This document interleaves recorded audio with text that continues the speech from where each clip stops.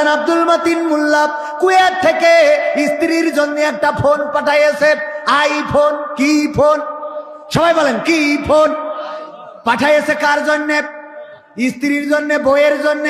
বউ, স্ত্রী, বেগম, ওয়াইফাই যাই বলেন, মানে ওয়াইফ, এইটা যাই হোক না কেন পাঠাইছে রে। ওই ফোনটা যেদিন পাঠাইছে আমার ভাইজান চিঠিতে লিখে দিয়েছে, ওগো আমার কলিজার টুকরা, ওগো আমার কৈতরি বেগম, আমার পরাণের পরাণ, জানের জান, তোমার জন্য আমি কুয়েতে এত পরিশ্রম করি, কষ্ট করি, মাথার ঘাম পায়ে ফেলি। তোমার হাসি দেখলে আমার আর পানির পিপাসা লাগে না, তোমার কণ্ঠ শুনলে আমার আর মমতাজের গানও ভালো লাগে না।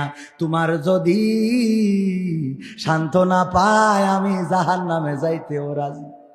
এই লেখে না, লেখে না, কথা কয় না। ওরে বাবা যুবকরা, তুমি এসেছো বলে আকাশটা এত নীল। ও ও ও জন্মের আগে আকাশ লাল ছিল? কথা কয়, ওর জন্মের আগে আকাশ লাল ছিল? তুমি এসেছো বলে সাগরের ঢেউ এত সুন্দর। ওই এর আগে সাগর স্থির ছিল। শয়তান কোথায় আছে না? নাই পাম মারে না মানে, ওরে গল্প। এইবার বিয়ের পরে আমি পারি না, আর পারি না, আমি কেন মরি না, আজরাইল কি চিনে না আমারে গো, আমি পারি না, আর পারি না। হয়তো 2 দিন পরে মরবো, আগে মরলে কি ক্ষতি, এই দুনিয়ার রং তামাশা বুঝলাম না রে এক রতি। ও আমার ঘরের রমণী, সে যে কাল নাগিনী, আমারে বাজাইলো 12টায়, আমি পারি না, আর পারি না। বলে না, বলে না? তবে এতটুকু ভালো যে ইরা অন্তত আজরাইল ডাকতেছে নিজি মরার জন্য, ঠিক না বে ঠিক?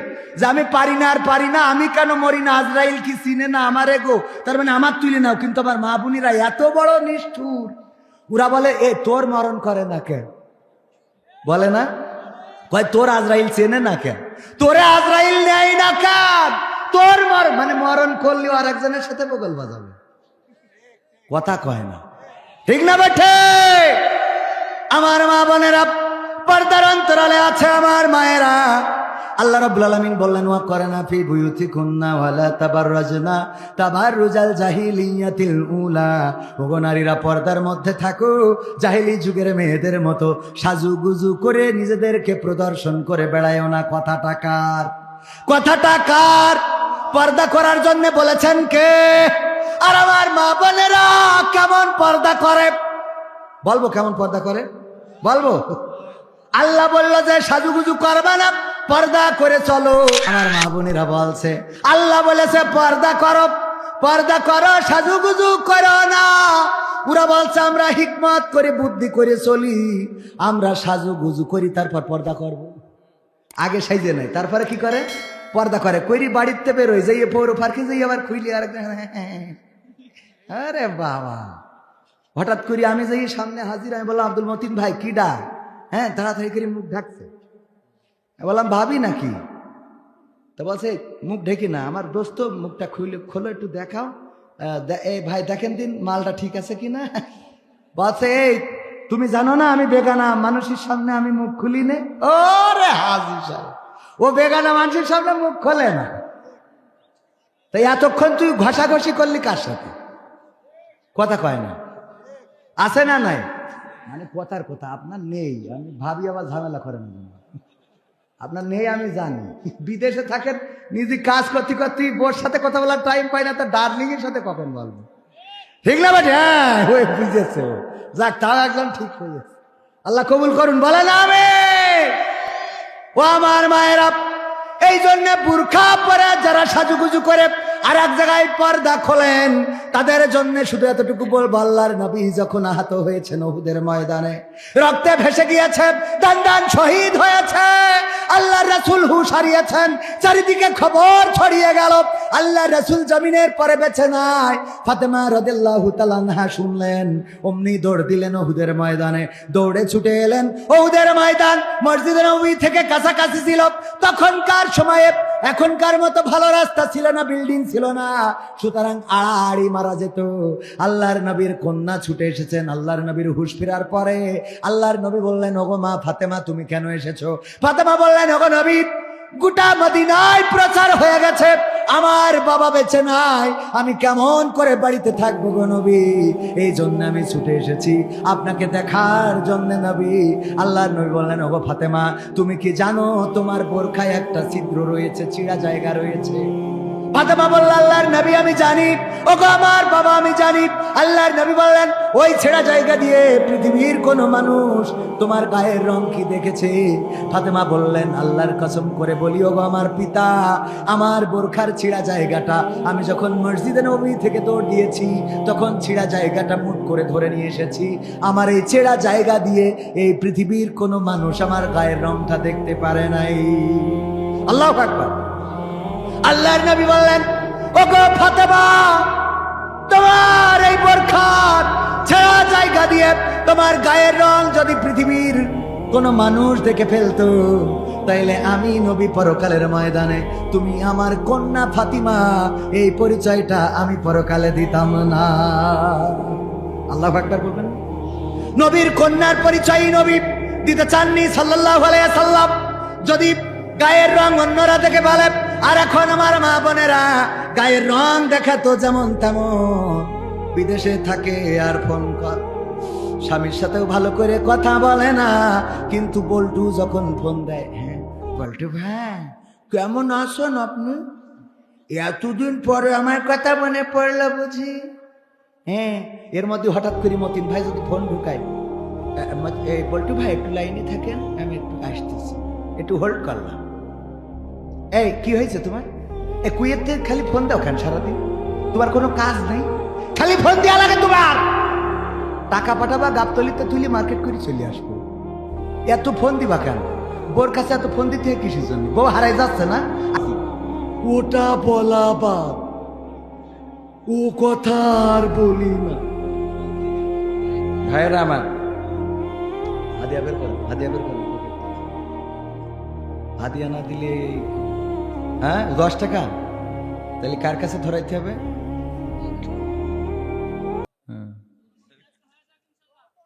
এই हेलो, यही हेलो, तुम क्या है? और नरेंद्र मोदी है? हाँ, तुम्हारा बोला है बांग्लादेश तो हिंदू मुसलमान दांगा नहीं लगिया था, तो तुम्हारा देश वो मीडिया को ऐसा क्यों प्रसार किया था? हाँ, तुम्हारा देश वो ज्यादा आदमी है, वो बॉर्डर को पास ये आशिया झमेला करिया था, क्यों क्यों झमेला करिया था? हमारे देशे तो कुछ भी नहीं हुआ। तुम्हारा लोग हमारे मुसलमान साइफुल इस्लाम आलिफ के मारिया फेलिया था, अब तुम्हारा गला उঁচু करिया था, क्यों? चोरेर मार बड़ गला, ताई ना? पाका मुखरा जगह खुঁজে পাও না, কাঠি খুলি দেওয়ার দরকার তোমাকে। বর্ডারে এসে ঝামেলা করতেছে কিসের জন্য? Why, what is this? হ্যাঁ, ওই জাতিসংঘের শান্তি রক্ষা পাঠাতে কে বলিয়া থা? ও মমতা ব্যানার্জি তোমার কাছে দাবি জানাইছে। মমতা ব্যানার্জি এতদিন শেখ হাসিনার বিপক্ষে ছিল, এখন আবার কি হয়েছে? এখন আবার এমনি এমনি কথা বলে কিসের জন্য? বাংলাদেশে হিন্দু মুসলমান বেশ ভালো আছে, कोई बात नहीं है। तुम्हारा शांति रक्षा बाहिनी नहीं लगेगा, तुम्हारा बॉर्डर को पास नहीं गोलमाल करा लगेगा, तुम्हारा मीडिया सावधान करो। तो गैर मीडिया अपप्रचार क्यों करेगा? बांग्लादेशे हिंदू मुसलमान बौद्ध ख्रिस्टान मिले मिशे आसे, तुम्हारा अपप्रचार थामाओ। अपप्रचार यदि ना थामाओ, मुसलमान यदि एक बार खेपे ताइले किन्तु तार काटार बेड़ा मानबे ना। এই ভারত বাংলাদেশ ইসলামী আন্দোলন কায়েম করি তারপর বসবো। আমার রাসূল বলেছে গাজওয়ায়ে হিন্দ হবে, যুদ্ধ হবে হিন্দুস্তানের সাথে।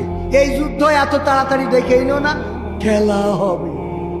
তোমারা ভালোভাবে বলে দিচ্ছি, সাবধান হয়ে যাও, সাবধান হও, না হলে কাঠি খুলি ফেলবো।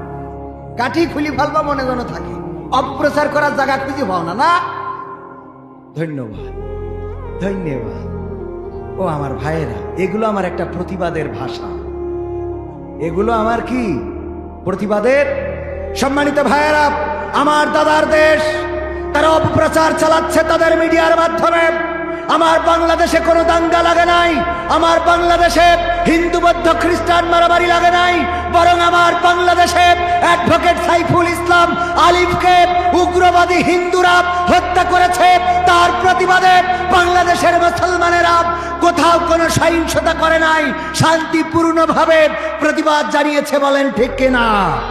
সুতরাং বাংলাদেশ নিয়ে যারা চক্রান্ত করছে তারা বাংলাদেশের দুশ্মন, তারা ইসলামের দুশ্মন, তারা মুসলমানদের দুশ্মন। আমার দাদার দেশের মিডিয়াগুলো অপপ্রচার শুরু করেছে।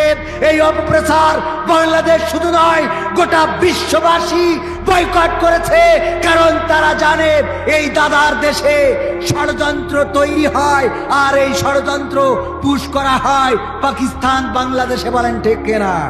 তাদের প্রতিষ্ঠিত রয়ের এজেন্ট এবং তাদের দালালেরা বাংলাদেশকে অস্থিতিশীল পর্যায়ে নিয়ে যেতে চায়।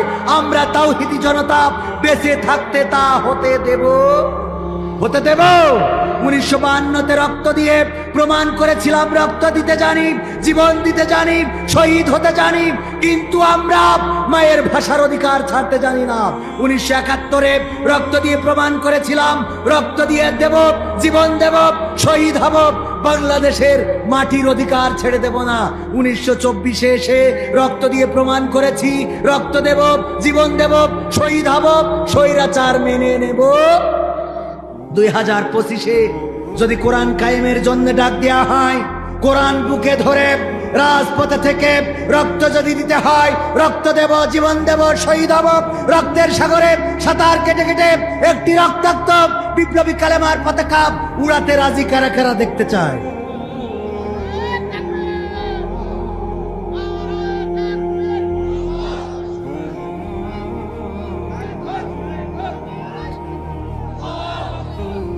সম্মানিত ভাইয়েরা, সত্যি কি কোরআনের জন্য জীবন দিবেন, রক্ত দিবেন? কই হাত উঁচু করেন, কারা কারা দিবেন? সত্যি? বাম হাত নামান, ডান হাতটা নাড়ান, নাড়ান, মুষ্টি করেন, মুষ্টি করেন। এখন হয় নিজের পকেটে, না থাকলে পরের পকেটে। শিগগিরই ঢুকান, স্বেচ্ছাসেবক শিগগিরই। আমার বাংলাদেশের প্রবাসীদের গল্প বলি শোনো, আমার সিঙ্গাপুরের, আমার কুয়েতের প্রবাসীদের গল্প বলি শোনো। এ গল্প তো কল্পনা নয়, তোমরা কি তা জানো ও ভাই? এ গল্প তো কল্পনা নয়, তোমরা কি তা জানো? আমার মালয়েশিয়ার প্রবাসীদের গল্প বলি শোনো। পল্লী গায়ের দুরন্ত ছেলে বাপে ডাকে খোকা, হঠাৎ করে ঢুকলো মাথায় বিদেশ যাওয়ার পোকা। রোগে শোকে ক্লান্ত পিতা, খাটার নাই উপায়, বেকার ছেলের এমন কথায় বাবাও দিল সাই। ক্ষেতের জমি হালের গরু বিক্রয় করে দিয়ে বাকি টাকা করলো পূরণ মায়ের গহনা নিয়ে। অনেক আশা বুকে বেঁধে ছাড়লো যখন বাড়ি, সে যে কি বেদনা বিধুর ছিড়ল যেন নারী। মায়ে কান্দে, ভাইয়ে কান্দে, কান্দে আপন জন, চোখের জলে বুক ভেসে যায়, শক্ত করে মন। এমন মানুষ কোন সে জনা, এমন মানুষ কোন সে জনা, তোমরা কি তা জানো? ও আমার কুয়েতের প্রবাসীদের গল্প বলি শোনো, আমার বগুড়া জেলার প্রবাসীদের গল্প বলি শোনো। বিমানেতে বসে খোকা জানালারি পাশে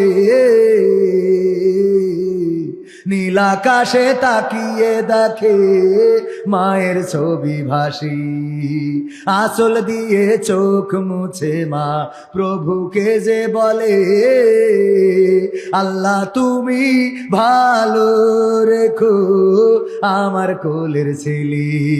খোকা যে ছিল মা জননীর কলিজারি বোটা, ভাবতে সব চোখ ভিজে জল পড়লো ফোঁটা ফোঁটা।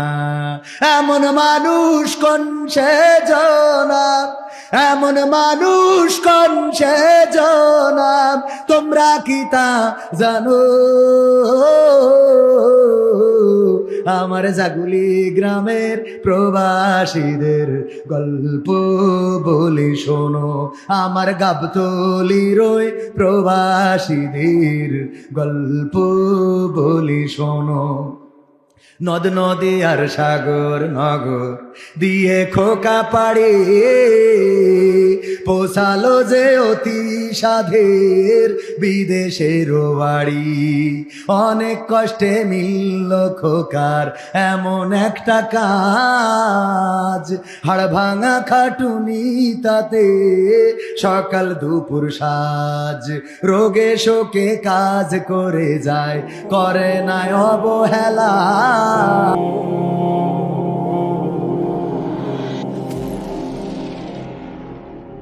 Oh